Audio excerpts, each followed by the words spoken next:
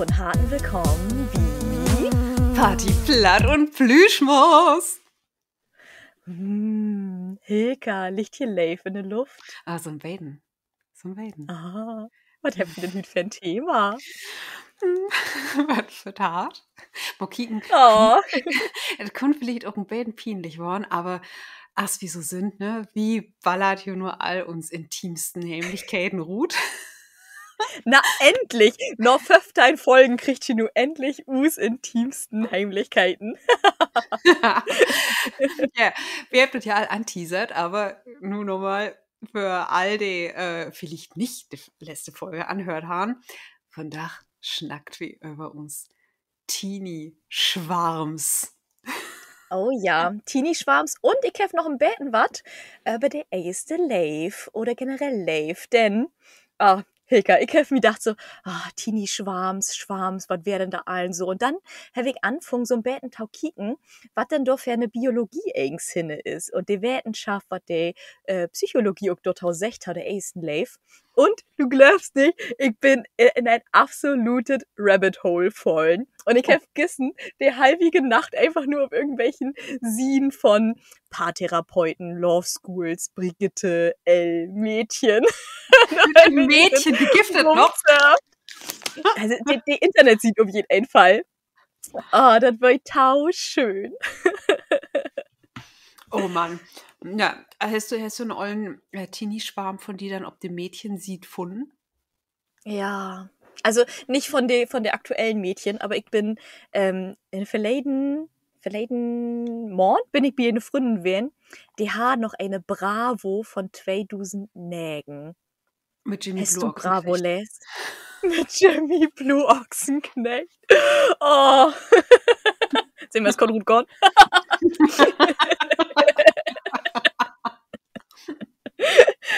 Nee.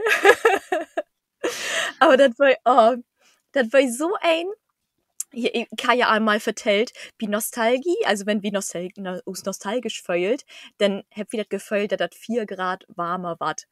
Aber als ich diese Bravo in der Hand hatte, das war quasi die zeitungsworne Nostalgie und mich so hit worden. Als wir das der ich kecken hab mit den Dr. Sommersien und mit dem Psychotest, so, wenn du in den Klassenraum ringorn deist, kein bist du, der jed ein ankicken deit, der kein ein sein deit. Wirklich.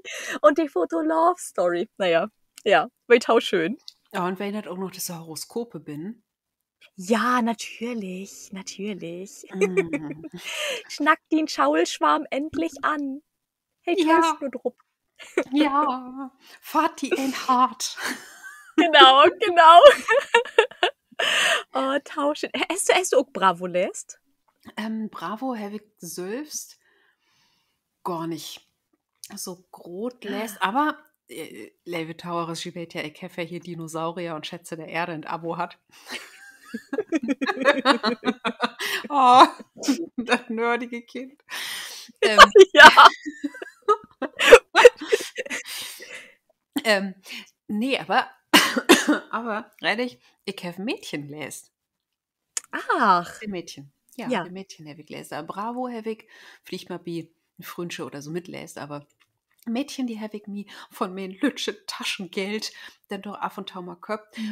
Meistens aber, wenn da so ein geiles Gimmick bin, weil so den Nasenrington Oh. anklippen oder so. Ja, stimmt. So was gäbe das ja. Oh. Ich weiß, ich hab von Mina Mega Hero, das war so ein Anime-Ding, du hast mal einen Kugelschreiber, das Utsei so als ein Wurfmesser von Naruto. Das finde ich auch mega cool, da bin ich so stolz drauf. Und dann hast du dann schon was in die Federtaschspinnen hat. Ja, natürlich, wie Schlamper. Das war noch so schön. Ach ja. Ah. So, Okay, aber hier schaltet ja um die erste Lave gone.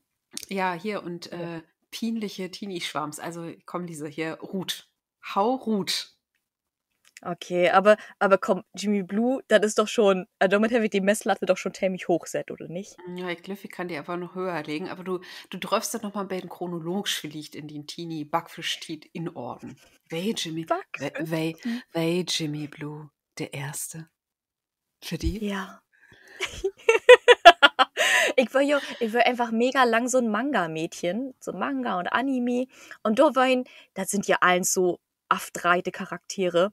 Ja, klar, die sind schon schick, aber ob das nur so ein Sanji von One Piece oder ein Kai Hiwatari von Beyblade, das will allen so, die sind ja nicht echt werden. Und ich bin erst so ganz langsam dann über den Bravo-Tit, so beten an die, hört sich so beten cringe an, aber ich bin dann erst so richtig an die Jungs kommen.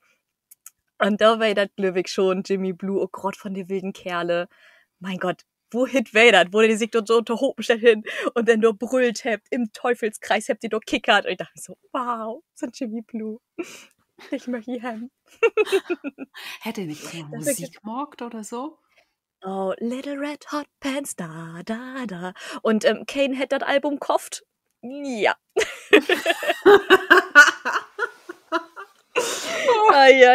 Ja. Also das ist glücklich auch so das Düsterste und meine Vergangenheit. Aber ich bin stolz drauf und ich staudertau. Ja. Vor allem auch da wie ein lebensgroßes Poster. Das war das Schönste. Ja, Jimmy Blue und Donner, weil das gar nicht so, also ich bin einfach nicht so der krass emotionale Typ. Also das war ganz lang Jimmy Blue. Und dann kam das aber, also gerade Tokyo Hotel, As 5 und so, das habe ich eins überhaupt nicht mitgenommen. Die hätten mich so gar nicht tangiert. Bloß Enrique Iglesias. Enrique Iglesias. Wenn er mich so mitgenommen hat in seinem Auto und das Geld hin ist mir so wegschlopen, so weg weit.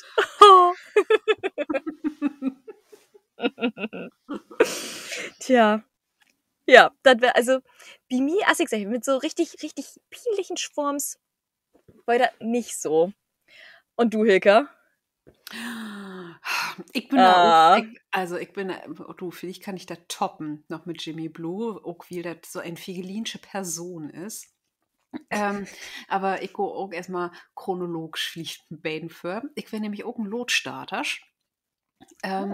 Ich habe das ja einmal in Folge vertellt, ich hadert nicht so mit Poster abhangen oder so. Und dann habe ich zwar mal ein paar Poster abhangen, wie meine Freundin gesagt hat, oh, du musst doch auch mal hier ein paar Ace of Base Poster abhangen.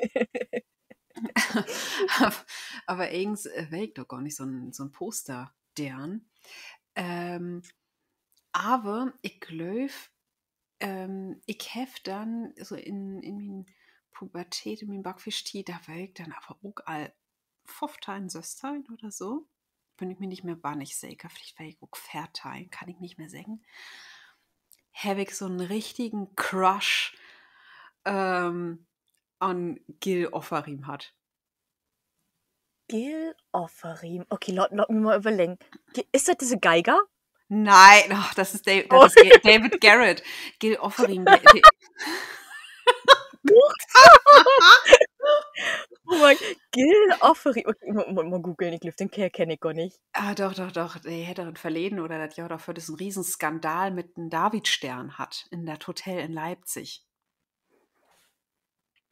Oh, deutscher Rockmusiker ist das. Ah, Tsunami.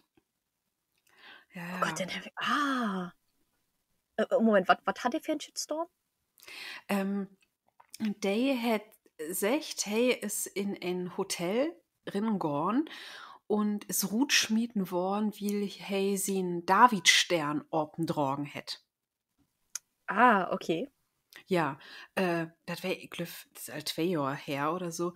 Riesenskandal mit Untersuchen, ob das nur so ist und Hotelkameras und hey, hat ob Social Media da Riesenkrawall morgt und dann ist das vor Gericht gegangen und der Rat von der Juden wei erst, ja, das kann doch nicht wein und erst dann so ein Baden gut käme, dass das gar nicht so sicher ist, ob hey nur die Wahrheit vertellt, es hätte sich überraten, wer da so ein Baden durchdrungen, also mega figelinsche Situation ist aber gar nicht ums Thema nu, darum aber lot's mir hin, wie es so ein Baden von der Person, gerade, obwohl Jimmy Blue Ochsenknecht, da ist da auch schon was Drama in der Familie, oder? Hier mit sie frühen schön 2 Wochen für den Binnen verloren oder ich weiß nicht was. Bloß Drama. Ich muss gestorben, also seit die Lisa Achtein worden ist, hätte sie auch Jimmy Blue Ochs richtig wieder ankecken. Ich folge dem nicht mal wie Instagram oder irgendwas was. Das ist so ein Ding, das ist einfach, das ist mein Vergangenheits-Ich und ich stehe da auch tau. Ich bin nicht stolz drauf, aber ich sag, okay, das wär. Ich hab das aber richtig abschlauten, du für mich. Obwohl, was mir so einfällt, Michael Ballack war ja auch mal ein Hittevertreter. Wo sie nur denken, was? da. Mich Ja, ja. Football, wo du Football Ja. fahren. Oha. Oh ja, Lebensteil, absolut. Aber ich will noch mal ganz kurz, Tau Jill Offerim, will ich noch mal ganz kurz sagen, seine Filmografie ist hier auch richtig Hit. Gute Zeiten, schlechte Zeiten, endlich Sex, was haben wir in den deutschen Betten, eins war Tellendeit und My Little Pony. Und hey, aber auch mal Deel in den Bravo Photo Love Story wein. Ja. Hilka, ich will die einmal sagen, nur holt wieder hier ob Podcast fass. Hilka, morgen möchtest du mal mit mir eine Foto-Love-Story morgen? Oh ja. Ich hab so richtig Bock drauf, das muss so im Tag morgen. Oh das ja. muss so einfach werden. Oh ja. Liebe Teures, wie habt ihr das gehört? Wie mag das? Lisa und ich, wie mag den Foto-Love-Story? Ja, und dann kick wie mal, wo Kane nur eigens Kane Love Interest hat. Ja!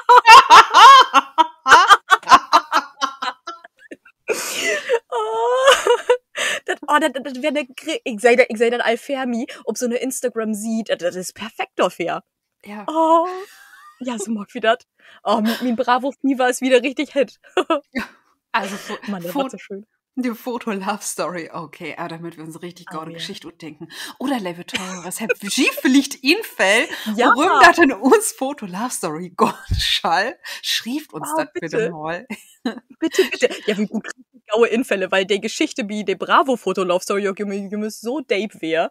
Ja, schrieft uns gerne mal Jon Infälle, ob Instagram an @eatplatlove oder @balladuce und dann kick wie mal die beste Insen, die set wir dann um. Oh ja. Oh Gott, jetzt hab ich schon richtig Bock drauf. Das finde ich gaun. Ja. Aber zurück nochmal zu Gil Offerim. Also, der hätte mal so ein Late Root gebracht, Out of My Bed, hätte das. Und er hätte so langes blondes Haar hat. Und ich mag ja nun eben gern blonde Männer mit langem Haar liegen. Und hey, so. Aber das wäre auch gar nicht so lang. Das hey, mein Crush wäre, mein Schwarm. Sehr auflöst worden. Das hätte dann ein Wiel dort, aber dann, Dschungelcamp wäre ja auch gerade wieder, da ist mir das wieder infollen. Oh. Und das, der auch mal so ein Schwarm von mir wäre, Patrick Nuo. Patrick Nuo, das ist irgendein Sänger, oder? Ja, der kommt aus der Schweiz. Und ist der gerade im Dschungelcamp? Nee, das ist ein paar Jahre her, dass die in Dschungelcamp war. Und da hätte ich von den Pornosucht vertellt. Oh. Ai, Patrick Nuo. Ja. Mhm. Ja. Ist nun natürlich nicht so grott und berühmt als Enrique Iglesias, aber hey, zumindest in Dschungelcamp. Nice try, Hilka. Nice try. You will never reach, Enrique. Nee, und da wär ich dann glücklich so.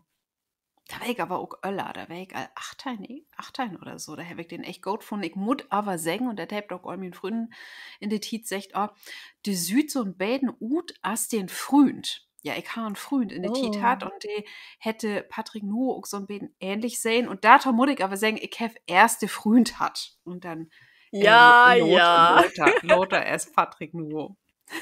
Ich will nämlich gerade sagen, der hätte ja gar keine langen blonden Haare. Nee. Oder? Nee. Hätte der lange blonde Haare? Nee, auch gar nicht. Das wäre eher mehr so ein Surfer-Typ.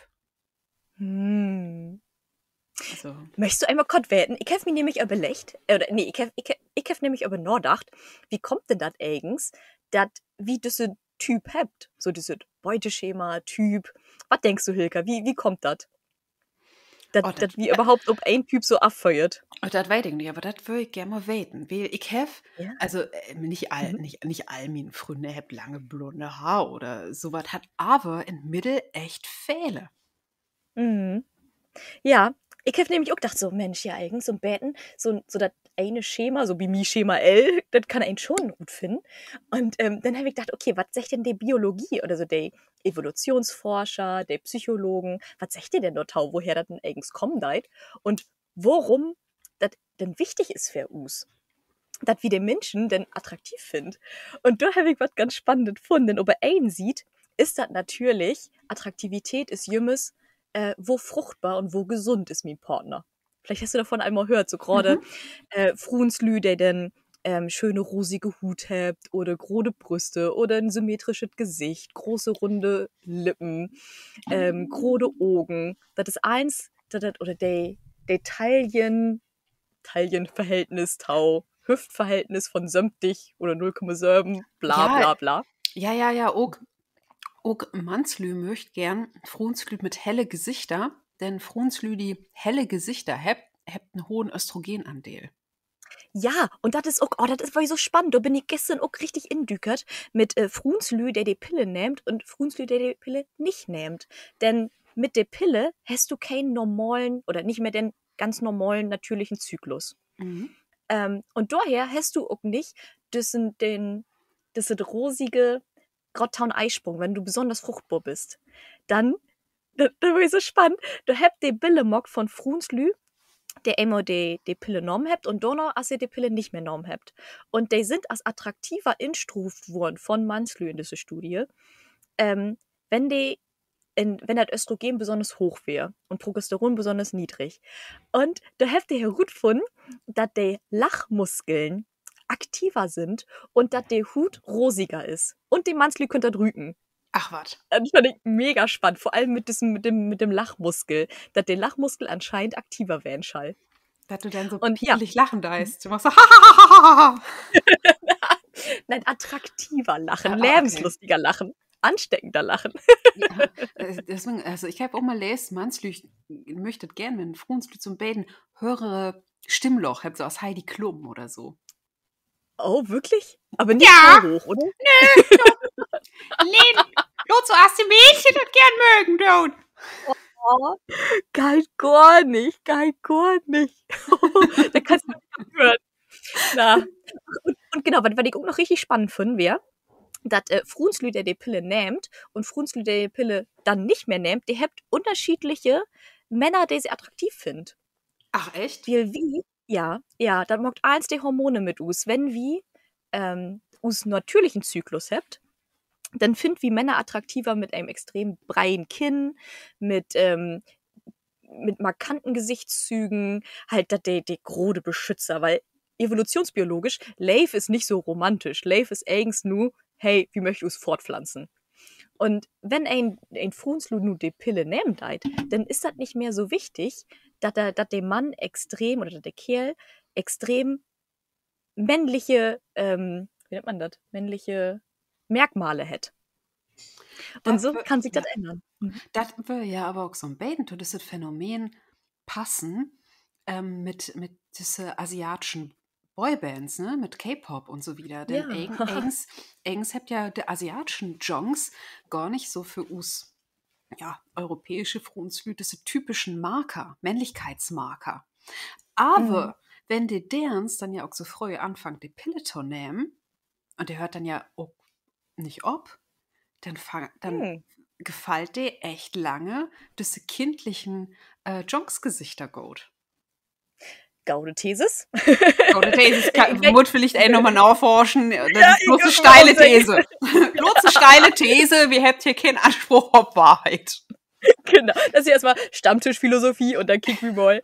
Aber ja, denn auch, also gerade diese Evolution oder die Merkmale, die natürlichen Merkmale von Attraktivität sind ungefähr 50% und dann kommt aber 50% noch dazu, was wir gewohnt sind. Denn eins dat verbindet wie verknüpft Gesichter. Wenn du zum Beispiel sagen deist, ich mache eigens gern blonde lange Haare, dann kann das werden, dass du in den Kinnetit oft Lü sehen hast mit blonden langen Haaren oder Manslü, die wat Gauet dorn habt zum Beispiel. Der Gauter Mhm. die wählen. Und wie verknüpft das mit, in us verleden Titen wird das all, hab wieder Gauet erfahren mit mockt. Von daher find wie das attraktiver. Und das ist Aha. super spannend, weil Jörg oft sagt wat, ja, ein säugt sich den Partner und nur den Vater oder den Mutter. Also mit einem gewissen Punkt, der kann auch komplex werden, absolut. Daddy Issues. Oder aber auch, was ganz neue Studien sagt, die Brauer oder die Süster. Und das ist natürlich, dann mag den ja auch Sinn, weil die seid wie in Cordinus Kinetit oft am meisten. Ja, Und also sitzt das am meisten und verdruht. Hm. das ist noch aber spannend, denn weder mein Mutter noch mein Vater hat lange blondes Haar. Und Ah, ich hab keinen Bruder und keine Schwester. Vielleicht habe ich einfach ah. zu viel Wikinger-Filme keken. Oh, ich werd ja, ich hab ja auch all überlegt, woher kommt da, dass ich so extrem blondiert, so einfach so schick finde. Und da hab ich auch gedacht, so die Super Saiyajins wie Dragon Ball, Mhm. He-Man, die sind alle Mhm. extrem blondiert. Check, check. Tja, Du, ja, da hab ich dann aber auch noch was, ne, zum Thema na, Schwärmen. Das ah, Gift, komm. das Gift mit nu bloß fair Forschungsarbeiten zum Thema Schwärmen. Sieht der Ach, Negenthalb was. 20er Jahr. Ja. Ach, Hm. okay. Ja, und das, Und was? also das ist so ein bisschen unterschiedlich, was der Rut kommt. Ich habe das nur nicht eins gut arbeitet, aber worin sich die Lü ähnlich sind, ist, dass Singles nicht so fargen mit ihren Schwarm flirten als Menschen, die mit ihren anderen Menschen zusammen sind, also in Betrecken sind. Ach, Mhm. Singles sta, haltet eher mhm. zurück. So, das Ach Flirt. was. Mhm. Aber zum beruhigen Label Lü, bloß so von bloß 17%, Entschuldigung, habe ich einen Ütsche in meinen Hals, bloß 17% von de Lü, die mit ein zusammen sind, wird für de Schwarm auch de Betrecken abgeben und dann ist da auch grötztenteils was nicht entlot. Also ruhig Ah, ja. blieben. Ne? Und Schwärmen, gerade auch so das Fanschwärmen, ne? Wenn ein so ein Mhm. Musiker oder Schauspieler anschwärmt, ist gut für die psychische Gesundheit. Aber mit einem gewissen Punkt, Sicke, oder? Ne, so genau wäre das doch nur nicht gut Ja. klamüsert. Ganz interessant ist aber, wo das Wort Schwärmen eigens herkommt. Haha. Ne, das Ja. kommt, also Schwarm, das kommt tatsächlich eigens von umherschwärmen und leiht sich von ein Wort, das uns Lever Herr Martin Luther prägt hat, ab, nämlich für Schwärmer oder Schwarmgeister. Und damit hat hey Lü meint, der sich so von der heiligen Spök, kann ich das sagen, der heilige Geist, heiligen Spök, der, der trocken fölt hebt, aber nicht so in dem Sinne von der normal leer von der Karg, das wären also Ketzer und darum mussten wir aufpassen, sind dörde Lande trocken, also umherschwärmt. Und Ah. äh, ja, und wenn ein schwärmt, da fühlt er sich ja auch so überall und nirgendwo. Und so hängt er zusammen. Und das Wort schwärmen hängt aber eben auch dann zusammen mit das lateinische Fanaticus, was Hate von Gott ergriffen. Und da Moment, ruht Fanatikus? Wie Fanaticus. fanatisch wählen? Ja, ja, und das Hate von Gott Ah. ergriffen werden. Und davon leitet Oh. sich auch das englische Fan af. Ach, okay, das Mhm. weiß ich ja noch gar nicht. Der Fan. Der ist Ja. von Gott ergräben. Ja, wo Kane dann auch schimmerste Gott ist. Ja, ja, wirklich. Und, Beaver. Justin Bieber, mein Gott, das Beaver-Fieber. oh Gott, bitte nicht. Der habe ich nämlich auch noch was gut gefunden, Lisa. Ah, ja. Justin Bieber kommt besonders gut bei Psychopathen an. Ne. Doch. Oh. Kennst du einen oder eine, oder habt wie ein von uns Tauhörers oder eine, der im Beaver-Fieber wär? Ja. Sind hier Belieber? Von uns Belieber. doch. So Wortspiel. Oh, ist das schlecht. Belieber. Ja, die Belieber. Ja, also die Musik kommt echt mega gut mit Psychopathen an. muss ein sagen, aber folgt von Eminem und das Lied, das Late No Diggity von Blackstreets. No diggity. Okay, Kennt ihr das cool. noch, das Lied? No Diggity, no bam. Ja, also, also wenn die Justin Bieber Fans sind, also Justin Bieber ist der Gott von D, ergriffen sind, denkt da vielleicht nochmal über noch Level. Ja, ja. Und säugt uns einen Therapeuten ab. Sorry. Ja, und wie wäre dann aber nochmal, Lothar, hast du dann, oder Joel Rutweis, hast du da nochmal einen Fanschwarm hat? Nee, so richtig gar nicht mehr. Also ich werde dann auch recht freuen betrecken. Also weil ich bin meinen ersten Freund. Und so richtig grode Schwarms, das sind immer mal so lütsche Dinge wären, so als Channing Tatum oder so, wenn der dann mit Magic Mike kommen ist. Also so eine Sorgen, wo das ganze Marketing ist so einfach voll drupp anlegt. Und der lütsche Lisa ist ja natürlich auch voll drupp ansprungen. Wo ich mir dachte so, oh, Östrogen, hör die bitte durch. Das sind so eine Sorgen, wo ich mir dachte so, okay. Und dann käme hier auch recht bald die ganze Instagram-Sorg. Und da habe ich so ein paar Sportler, wo man denkt so, wow, ja, krass. Aber das ist nicht, dass ich wirklich denke so, boah, ja, da habe ich einen richtigen Crush auf denn. Das ist nicht mehr. Das hat sich dann recht bald loten.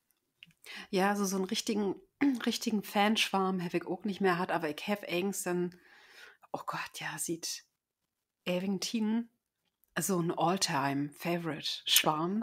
Na? Ingo Pohlmann. Oh Gott, den muss ich werde googeln. Ja, liebe Thoras, vielleicht kennt ihr ihn noch, er hat einen großen Hit hat, der hätte Wenn jetzt Sommer wär. Und Ingo Pohlmann, der ist eigentlich, ja, ich weiß auch nicht, gar nicht so perfekt wie ein Beuteschema, würde ich sagen, aber ey, super sympathischen Typ, ich liebe ihn, Musik, ich weil einmal auf dem Konzert von da hätte mir auch ein persönliche Chord schreiben und der abschreiben, auch wenn du in ein Betrecken bist, Leve Hilka knutschen ist erlaubt. Oh, das ist ja Zeit. Ja. Oh. Und dann wäre das auch mal so der Weg per Taufall an einen Abend wie ein Schellfischpost in Hamburg unterwegs, als die da grad Inas Nachtreit habt. Und ich heft direkt am Fenster neben der Shantycore-Stunden. Ja. Und da ist Ingo abtreten. Oh, das ist ein Taken. Ja, das ist ein Taken. Und dann ist Herr Ruth gekommen und dann hab ich noch Fotos zusammenmockt. Und ich weh, so, Ingo. Naja. Ingo ist dann so sexy Norm. Und Ingo, und das ist eben so dieser Ort und wie es, ich will nie nicht versöken, ihn so persönlich so kennenzulernen oder so. Aber ich finde ihn so als Künstler, ich kennt den Künstler ja auch nie nicht richtig, aber sympathisch, ich mochte seine Musik und die zwei Mal, als ich ihn persönlich drauf mehr war, eben mega freundlich und lustig und das ist so, Ingo. Oh, ja, ja. Ja. Hast du noch, wir könnt jetzt nochmal, oh Gott, nochmal so richtig, okay, nochmal. Wir könnt jetzt nochmal eine Top 3 morgen von den Künstlern oder Filmstars, wo du sagst so, ja, der ist ein richtig Hit, der finde ich richtig gut. Oh, richtig Hit. Ja. Muss ich anfangen oder willst du anfangen? Ja, wie mag das so im Ping-Pong? Okay, im Ping-Pong. Also fangen wir an mit Platz 3. Platz 3? Platz 3. Richtig Hit. Schwierig, aber da würde ich sagen. Schwierig. Da gibt das auch nichts zu buden. Gibt das einfach nicht. Das ist auch nicht so leicht. Aber der junge Keanu Reeves.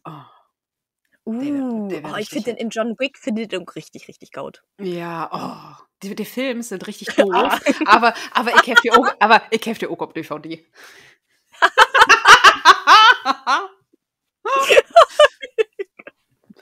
Ach ja, die Action darin, das möchte ich, aber das ist nochmal Thema für eine andere Folge, aber die Action in John Wick, ey, mega. Richtig gut, richtig mega. Okay, das wäre mein Platz 3.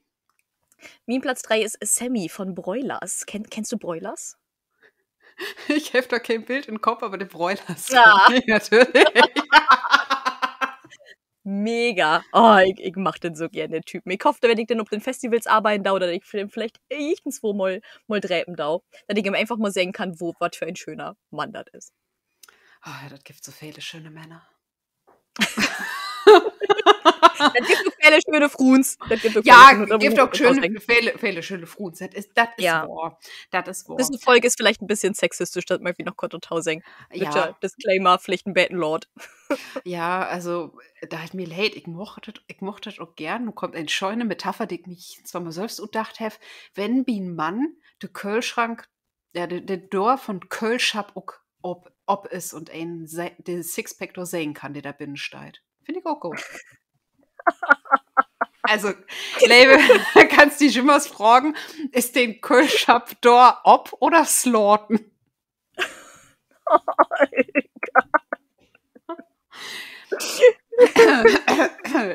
Schön, ja. Lütschen Sexismus an Rande. Ja, genau. Den Lütsche Sexismus, der immer irgendwo werden. Ups. Okay. Ja, muck wir aber noch mal wieder. Dann, oh, wer ist denn noch Hit? Den sich doch mal entscheiden. Ich glaube, ich mocht tatsächlich hier, wo hate die? Oh. Die in der ersten Twilight Edward Cullen spielt hat. Also der Jimmers Edward Cullen Oh, spielt Robert hat. Pattinson. Robert Pattinson, aber bloß in der ersten Film. Eieiei, aber Twilight? Really, Hilke? Ja, really, ja. Eieiei. Lothar in der Film, der Lothar dreit worden sind, hätte mir gar nicht mehr so gut gefallen, aber in der ersten Film, habe ich dir echt gut gefunden. Wow. Mhm. Eieiei, die sind richtig an mir vorbeigegangen. Twilight hat mich nie so richtig catcht. Ich fand das immer super creepy, dass das ein wahnsinnig ohler Typ ist, der wie diese Früh nachts am Finster sitzen deit und sie anstaut, während sie schleppend. Also, irgendwie finde ich das Betten. Irgendwie, hey, auch mega egozentrisch, dass das immer so eins so loben muss, als hey, das wohl. Toxisch ist er. Regelrecht Ja. toxisch. Ja, aber wir sind ja gerade oberflächlich unterwegs. Stimmt, wir sind total oberflächlich. Ja. Mhm. Okay, Edward. Wie mies das? Dann Henry Cavill, vor allem als Witcher. Oh ja, oh, als Witcher, wei, hey, so Hit. Mhm. Oh, Mhm. voll mein Beuteschema. Oh, rrr. Da treffe ich dann aus wie ein neuer Klingelton nehmen. Ja, Henry Cavill als Witcher. Aber wir könnten uns ja bloß noch ob die dritte Staffel mit den Freien Achternamen macht, das ja The God of Thunder from Down Under. From Down Under, ja, aber sie Braue. Der Braue vom God of Thunder. Echt? Vom God of Thunder. Der Ex von Miley mag das? Yes. Ach Liam. so, Liam. Ich dachte Ja. Chris. Oh, Nicht okay, Chris, da, nee, oh, nee, ja, nee. okay, na, das ist dann nicht so cool. Ich dachte, Chris mag das. Oh. Naja, Nee. okay. Okay, dann mein All-Time-Favorite. Yes. Ein wundert das vielleicht auch nicht, aber Alexander Skarsgård. Ah, ja. Ah, krass. Mhm. Und gerade, hast du denn wie Nordman sein? Nee, noch nicht. Noch nicht, leider noch nicht. Leider noch Krasser nicht. Typ. Ja, aber krasser Typ. Oh, Gibt's da später mit. Oh, Alexander Skarsgård. Ich muss aber sagen, als er in der ersten Folge von True Blood so das lange Haar, das habe ich nicht gut gefunden. Aber dann aus dem Matte Afweh habe ich gedacht, ja. Mhm. Der hat auch so das rot, blond, der Kölschabdör aus oben. Ah. Und dann ist. Ja. Ja, also Alexander Skarsgård, mein All-Time Favorite. Wow. Okay, dann nehme ich an als Alltime Favorite. Mein Alltime Favorite ist Hugh Jackman als Wolverine. Ich ja. finde, das ist voll mein Typ. Ach ja, der ist auch gut. Der ist auch gut. Oh, in Logan, ich habe diesen Film bloß dörblat. Ja. Das ist das ist die beste Comic-Verfilmung, die ich lang gesehen habe. Ich stehe voll auf Logan. Ja. Echt, also richtig, richtig gaut und mal, dass sie endlich mal trut habt, dann auch ein R-Rating, wenn jemand R-Rated ist oder auf Söstein ist der auf jeden Fall. Endlich mal und nicht immer das Wischiwaschi von Marvel. Der war richtig gaut. Ja, also das wäre echt ein mega Film. Aber wo ist das nur eigens mit dieser zweite Tietachse Schall hey Werder kommen? Ich hab grad heute Morgen, Herr Weg, News hört, dass, also Hugh Jackman kommt, wenn, wie Deadpool, kommt der vielleicht nochmal wieder, als ihn Wolverine. Aber der castet nur auch anscheinend einen Wolverine für das MCU. Und das da was scheitert wohl Tyler Edgerton, der Schauspieler wie Rocketman. Den Film habe ich nicht sehen, aber Oh, krasser Film, richtig gut. Also Elton John hat mir eigentlich nicht mehr so interessiert, aber die Musik da nur ist dann Rupp und Rinnedudel bei mir in der WG. Und alle haben dort tanzt.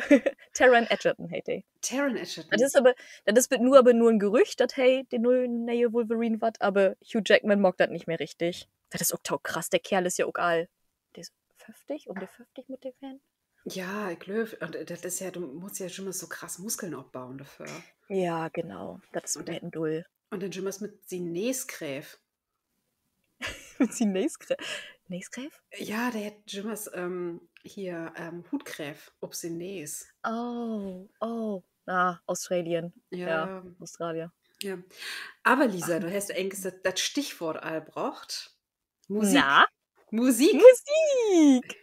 Herr Kane hat Lust auf Musik? Ich hab Lust auf Musik. Okay. Schau ich mal anfangen mit dem Songtext? Ja, bitte. Fangen wir an. Alles klar. Und das passt aber so richtig gut zu der Folge. Das rippt mi dat hart uteinander. As bald ich wie die bin. Aber sind wir voneinander weg. Völlig dat auch. Und dat mag nix, wat ich versäuken dau. Ich fühl, wo dat weh deit. Mit o Sinne die. Weißt du das all? Nee. Leif, ich versteh nicht, warum könnt wir nicht einfach da oben wählen? Dat Ding läuft auf dat Ruder. Wir hebt taufhell versucht, aber, min Leif, wir könnt nicht winnen. Lord los, as bald du mi wulst, Lord mi dat wäten, ich bin ob min Knie, ich kann damit nicht mehr leben. Alter, mir wäre auch nicht bewusst, dass das so ein Songtext ist, aber das Lied kennst du auf jeden Fall. Oh Gott, das ist aber nicht wieder Enrique Iglesias. So. Nein. Ich schwöre feierlich, das ist nicht Enrique Iglesias. Schlimmer. Das läuft um jede nächtige Party. Nur Backstreet Boys und nur Spice Girls.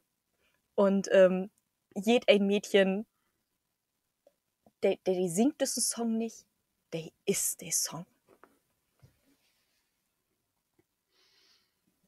Oh Gott, kannst du das nochmal singen? Da dritt mi dat hart uteinander, as bald ich bi die bin, aber sind wir voneinander weg, völlig dat auch. Und dat mag nix, wat ich versäuken dau. Ich feul, wo dat weh deit. Mit o Sinne die. Schack die helfen. Ja, bitte. Das Wichtige ist, da dritt mi dat hart uteinander. Tearing up my heart. Oh, in Sync. Ja, genau. Oh, okay. Tearing up my heart. Aha. Ja, okay. Ja, okay. Ich hab mir die Lyrics ankecken und ich dachte mir so, oh mein Gott, was singt der da eigentlich? Oh, ist das schrecklich. Ja.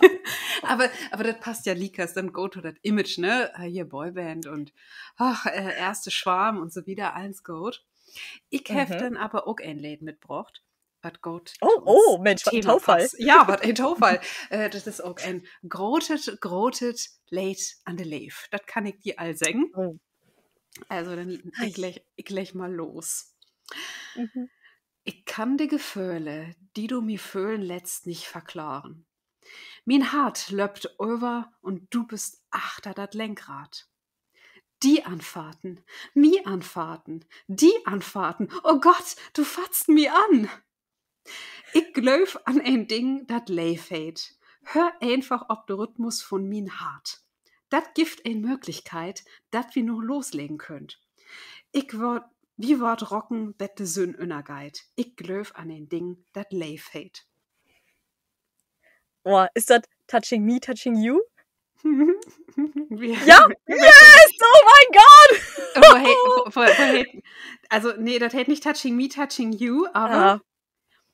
Okay, ich weiß nur Touching Me, Touching... Ich weiß auch nicht genau von Kane das ist, aber... Hey, der hat echt nicht Touching Me, Touching You? Nee, das hätte nicht Touching Me, Touching You. Wie heißt das denn? Touchy Touchy? Nee, nicht Touching. Das Lied ist von einer großartigen englischen Glamrock-Band, die heißt The Darkness. Und das Lied heißt I Believe in a Thing Called Love. Okay, da will ich nicht drum kommen. Ich kann nur Touching Me, Touching You. Touching Me, ja, sind wie da wieder ankommen. Ja, wirklich. Aber der Refrain, die so kriegt hat, der geht dann so Touching me, touching you, you're touching me, God, you're touching me. Okay, ich habe an ein komplett anderes Lied gedacht. Aber Und dann singt er, I believe in a thing called love, just listen to the rhythm of the heart. wie man diese Playlist noch erstellen. Ja. Es wäre ein... Ja, Playlist. Ja, Wir erstellen eine Playlist, liebe Tauhörers, mit all den Songs, die wir hier mal übersetzt haben. Auf jeden Fall. Wir machen da eine Playlist fertig. Aber wie das Late Level Laser und Level Tauhörers von The Darkness, I Believe in a Thing Called Love, bitte kick schon das Musikvideo an. Das ist der Hammer. Das ist der Hammer. Das spielt im Weltraum. Okay. Wie war das verlinken? In den Stories und so. Da wieder drüber. Boah, Alter. Ich freue mich drauf. Richtig gut. Dieser Song ist ein Klassiker. Das ist mega gut. Und damit sind wir für diese Folge an Ende. Und wenn Sie dann mal wieder ob uns Instagram-Accounts oder ob YouTube rin kickt, sind wir auch allwetter wieder Thema für die nächste Folge. Ja, genau, da war das nämlich um Social Media gegangen. Ob das Gaue von Social Media, die positiven Sieden, aber auch vielleicht das Negative, wie wir damit umgeht und wie ein gesunder Umgang mit Social Media vielleicht auch gut sein darf. Und Tipps und Tricks, wie man um Social Media oder was wie um Social Media nur all lehrt habt. Ganz genau. Also, Gileven, passt auf ihr ob und Bettballe. Mag das gut. Tschüss. Tschüss.